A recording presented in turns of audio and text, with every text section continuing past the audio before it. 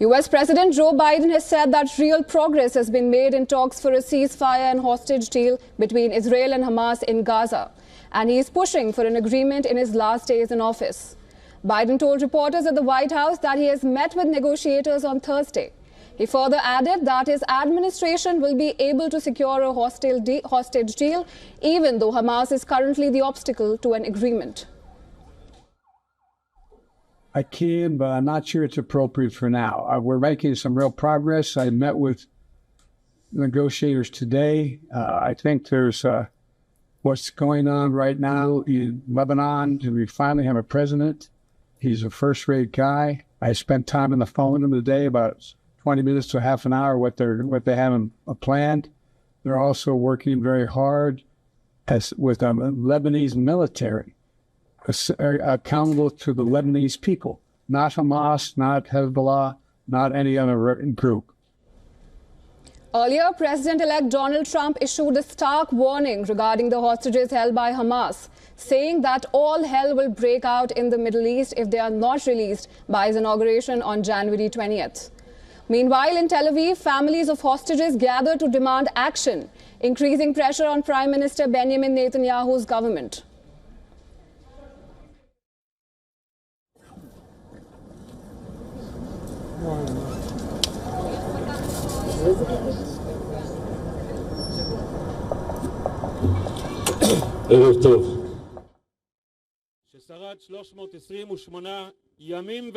My son Ori, one of the 6 hostages murdered in captivity, endured 328 days and nights because you refused to make a deal.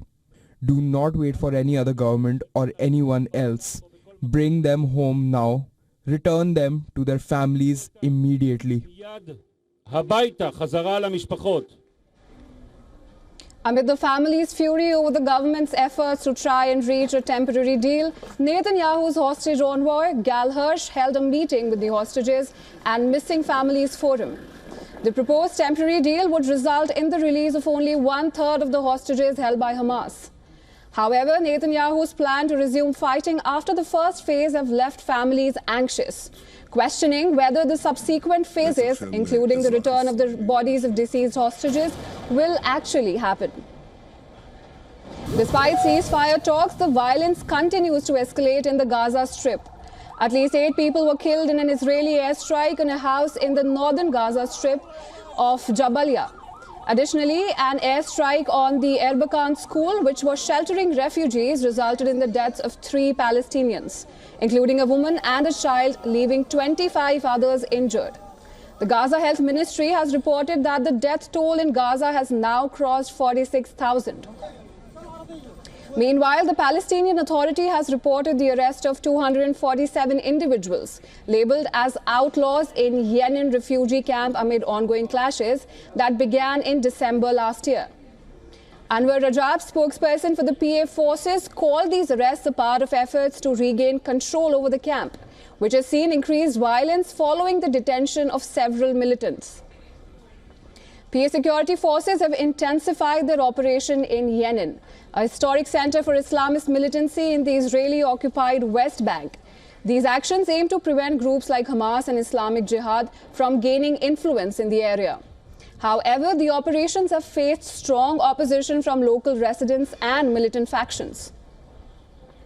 Furthermore, the Israeli military has said it intercepted 3 drones approaching from the east, 2 of which are believed to have been launched from Yemen. The first drone was intercepted after sirens sounded in Bulot in a kibbutz in southern Israel, while IDF confirmed that the second drone was down from the Mediterranean Sea without triggering alarms. In line with operation protocols, the third drone was also intercepted before it could enter Israeli airspace.